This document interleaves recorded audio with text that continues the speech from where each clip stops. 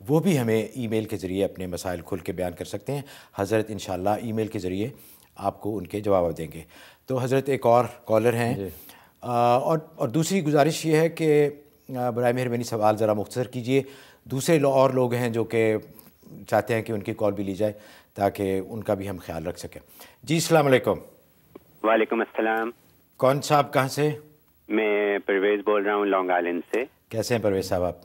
میں بالکل ٹھیک ہوں. میں نے کال آپ کو یوں کی، محمود اوان صاحب اور مفتی صاحب، پہلے تو میری طرف سے بہت مبارک ہو آپ کو کہ آپ نے اتنا باہمت قدم اٹھایا ٹی وی ون کے اوپر. تمام امریکہ کی میرا خیال ہے اس وقت یہ ضرورت ہے کہ اس قسم کا پروگرام کیا جائے، کیونکہ اگر آپ پاکستانی اخبارات دیکھیں تو ان میں اشتہارات بھرے ہوئے ہیں، فل پیج کے اشتہارات ہیں جو کہ جادو ٹونا سے بھرے ہوئے ہیں، اور ضرورت اس بات کی ہے کہ کوئی ہمیں صحیح گائیڈنس ملے، اور مفتی صاحب آپ کی وجہ سے یہ صحیح گائیڈنس مل سکتی ہے. تو thank you so much for doing this. ایک تو یہ بات.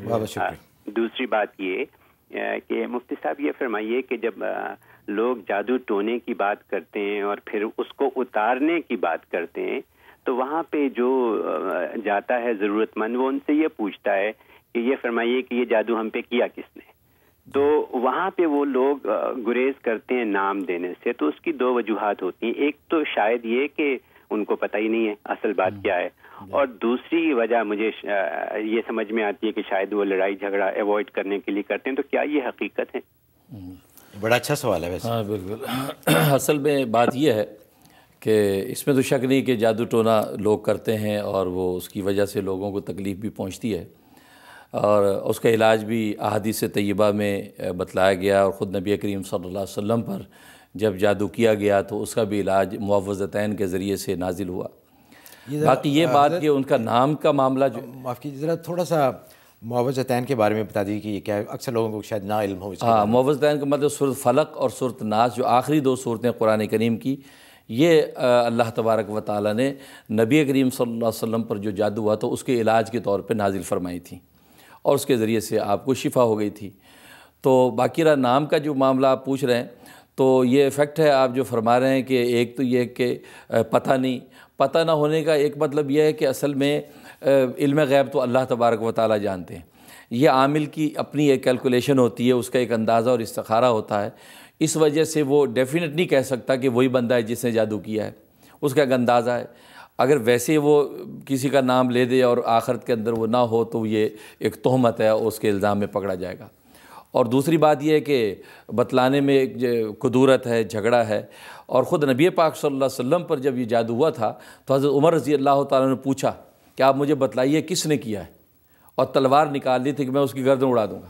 تو نبی پاک صلی اللہ علیہ وسلم فرمایا کہ عمر، اللہ نے مجھے اس گندگی سے پاک کر دیا ہے، لہٰذا مجھے ان کا نام زبان پہ لانے کی ضرورت نہیں ہے. تو ہمارے نبی کی بھی ایک طرح کی یہ سنت ہے کہ بھی ان لوگوں کا نام تذکرے کے بجائے اللہ سے شفا اور حفاظت مانگیں اور اللہ اسے نجات دے دے تو اسی پر سجدہ شکر بجا لائیں، بجائے اس کے کہ یہ پتہ لگائے کہ کس نے کیا ہے. احتیاطی تدابیر اختیار کریں، انشاءاللہ اللہ محفوظ رکھیں گے. بہت بہت شکریہ پرویز صاحب. حضرت جی آپ نے بڑی اچھی مثال دی کہ اگر کسی کو ہوا بھی تو ہمیں کیا ضرورت ہے جاننے کی کہ جی کس نے کیا ہے، وہ خود اللہ تعالیٰ ان سے اس کا حساب لیں گے. جی ایک اور کال ہے. جی السلام علیکم. وعلیکم السلام. کیسے ہیں آپ؟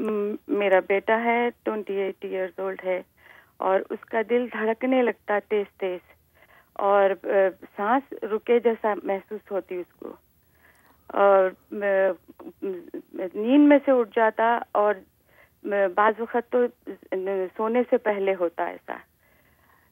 کتنی عمر بیٹے کی عمر کتنی ہے؟ 28. لیکن اکثر فجر کے بعد، فجر کے وقت میں ایسا ہوتا. تو ڈاکٹروں کو بتا دیے، سب کرے، کچھ نہیں ہے. ڈاکٹر بھی کہہ رہے ہیں کہ کچھ نہیں ہے. تو کوئی کہہ رہے ہیں کہ نہیں اس کو جادو ہو گئے، کرا دیے ہیں، کوئی اس کے پیٹ میں دوا ہے، جادو کرا دیے ہیں کوئی. تو آپ بتا دیجئے پلیز، میں بہت پریشان ہوں اپنے بیٹے کے لیے. جی بہت بہت شکریہ. ڈاکٹروں کو بتا دیے، ایکس رے لے لیے سب. جی سمجھ گئے، آپ کا سوال سمجھ گئے. آپ ایسا کریں، اس کے لیے صبح میں 7 مبین کے ساتھ سورہ یاسین تلاوت کر کے ایک جگ میں پانی دم کر کے رکھ لیں. کس کے ساتھ؟ 7 مبین کے ساتھ. وہ کیا ہے؟ وہ سورہ یاسین تلاوت جب کی جاتی تو پہلا جب مبین آئے تو اس پہ رکنے کے بعد پھر دوبارہ سے شروع کریں سورہ یاسین، دوسرے مبین پہ سٹاپ کریں، پھر دوبارہ شروع کریں، پھر تیسرے مبین پہ سٹاپ کریں. اس کو کہتے ہیں 7 مبین کے ساتھ سورہ یاسین تلاوت کرنا. اچھا، یہ مختلف جگہوں پہ مبین آتے ہیں؟ جی 7 مبین ہیں پورے. اچھا تو 7 مبین سورہ یاسین میں، تو ہر مبین پہ رکتے ہوئے تو 7 مبین کے ساتھ آپ تلاوت کریں صبح میں، اور ایک جگ میں پانی دم کر لیں. تو دن بھر میں وہ بچے کو پانی پلائیں. اگر اسکول جاتا ہے، کام پہ جاتا ہے، تو بوتل میں وہی پانی ڈال دیں، تو پانی اسی میں سے پیا، رات تک اسی پانی کو پیے. جو بچ جائے اس کو کیاری وغیرہ میں ڈال دیں، صبح کو نیا پانی دم کر لیں. تو یہ 71 ڈیز آپ نے یہ عمل کرنا ہے. تو اس کی دل کی کیفیت جو اس کو اصل میں ہولے دل ہوا ہے، تو ہولے دل کی وجہ سے اس کی یہ کیفیت ہے. تو انشاءاللہ اس کو تسکین ہو جائے گی اور شفا ہو جائے گی. جی بہت بہت شکریہ آپ کے کال کرنے کا. Hello hello. جی السلام علیکم. وعلیکم السلام. کون صاحب کہاں سے ہیں؟ نیو یارک سے بول رہا ہوں جی. منظور احمد. کون صاحب؟ منظور احمد. جی فرمائیے. جی مفتی صاحب سے بات کرنی تھی. جی سن رہے ہیں آپ کی بات، بتائیے. جی السلام علیکم مفتی صاحب. وعلیکم السلام ورحمۃ اللہ. جناب یہ پتہ کرنا تھا کہ ایک تو ہماری بچی ہے پاکستان میں بڑی سخت بیمار ہے. اچھا. ملتان میں. جی.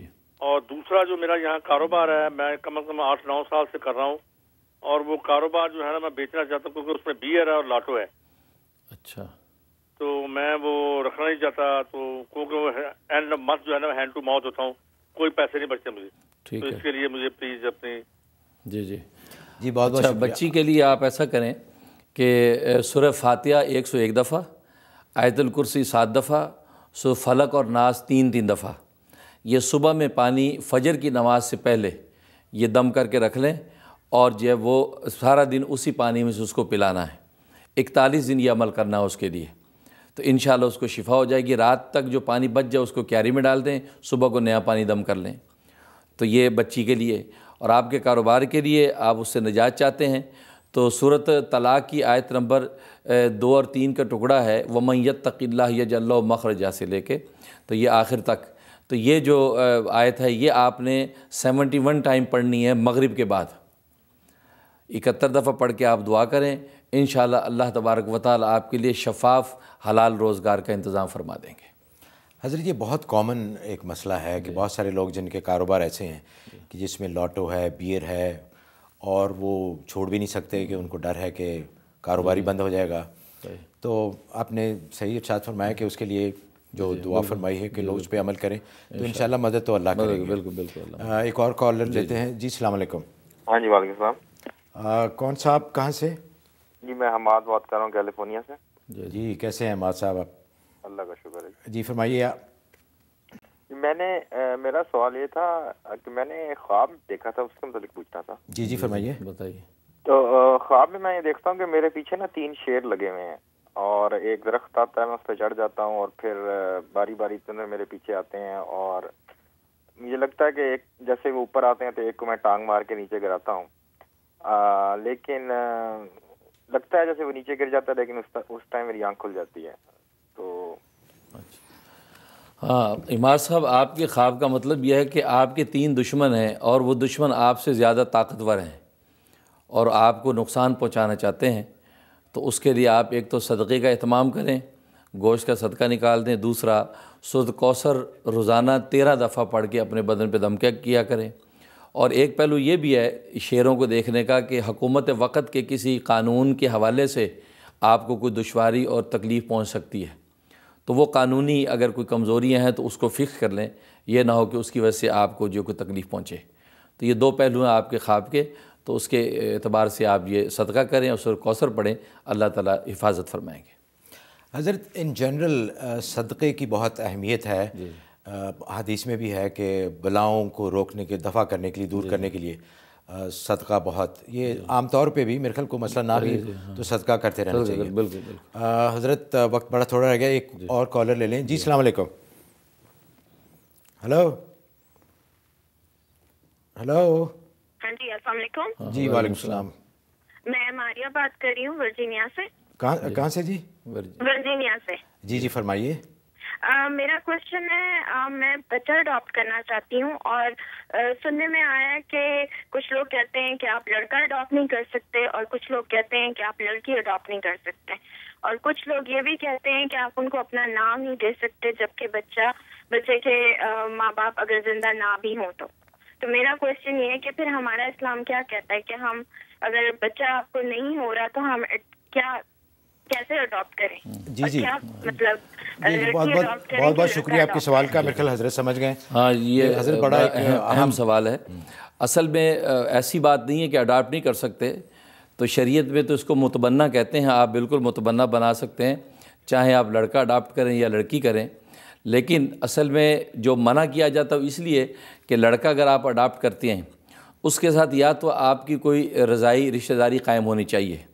اس کا طریقہ یہ ہے کہ اپنی کسی بہن کا اس کو دودھ پلا دیں تاکہ وہ آپ کا جو بھانجا بن جائے، تاکہ اگر وہ بالغ جب ہوگا تو شرعی پردے کے معاملات ختم ہو جائیں گے. اس لیے کہ جس طریقے سے نسبی رشتے میں جو ہے وہ شرعی پردے کی جو ہے وہ حائل ختم ہو جاتے ہیں، ایسے رضائی رشتے میں بھی ختم ہو جاتے ہیں. یعنی دودھ پلانے سے حضرت وہ جو محرم ہونے کا جو مسئلہ ہے وہ نہیں رہتا. تو اس لیے جو اگر لڑکا اڈاپٹ کر رہے ہیں تو اس کے لیے آپ کو چاہیے کہ آپ اپنی جو ہے وہ بہن، اپنی جو ہے وہ جو بھی ایسی رشتے جس کی وجہ سے وہ یا اپنی بھابھی ہیں تو جس سے آپ کا بھانجا یا بھتیجا بن جائے وہ، تو اس سے یہ ہے کہ وہ آپ کو کل کو پردے کے مسائل پیدا نہیں ہوں گے. اور اگر لڑکی اڈاپٹ کرنا چاہتے ہیں تو پھر اپنے شوہر کے خاندان کی طرف سے ان کی بہن یا ان کی کسی بھابھی وغیرہ کو دودھ پلا دیں تاکہ وہ ان کی جو ہے بھتیجی یا بھانجی بن جائے، تاکہ وہ اگر جب بڑی ہوگی تو آپ کے شوہر کے ساتھ محرمیت کا جو ہے رضائی رشتہ قائم ہو جائے گا تو پردے کے مسائل نہیں رہیں گے. تو اس لیے آپ یہ کریں. تو اس بنیاد پہ آپ اڈاپٹ کر سکتے ہیں، اس میں کوئی ممانعت نہیں ہے، اور ایسا نہیں کہ اڈاپٹ کرنا شریعت میں جائز نہیں ہے. حضرت وقت بالکل ختم ہوا چاہتا ہے. بہت سارے لوگ جن کی کالز ہم نہیں وصول کر سکے، ہم ان سے معذرت خواہ ہیں. لیکن ناظرین، ہم ہر ہفتے انشاءاللہ آپ کی خدمت میں حاضر ہوا کریں گے 9 بجے ہر اتوار کو TV 1 گلوبل پہ. تو جیسے کہ آپ نے ملاحظہ فرمایا اور دیکھا کہ بہت سارے اہم مسائل پہ آج سیر حاصل گفتگو ہوئی. لوگوں کے ذاتی مسائل بھی تھے، شرعی مسائل بھی تھے. جس طرح یہ آخری سوال تھا، یہ بہت بڑا ایک شرعی مسئلہ ہے جس کے بارے میں پھر لوگوں نے خوابوں کے بارے میں بھی جو بہت عجیب خواب تھے، دلچسپ خواب بھی تھے، اور ہر ایک کو آتے ہیں ہر طرح کے خواب. تو ناظرین، اگلے اتوار انشاءاللہ آپ کی خدمت میں پھر حاضر ہوں گے. اگلے اتوار ہم انشاءاللہ بات کریں گے جنات کے بارے میں، کہ جنات کی کیا حقیقت ہے. حقیقت تو خیر ان کی ہے، بطور مسلمان ہم سب کا ایمان ہے کہ جن ایگزسٹ کرتے ہیں. قرآن میں جگہ جگہ جہاں انسانوں کا ذکر کیا گیا وہاں جنوں کا بھی ذکر کیا گیا. لیکن حضرت سے ہم معلوم کریں گے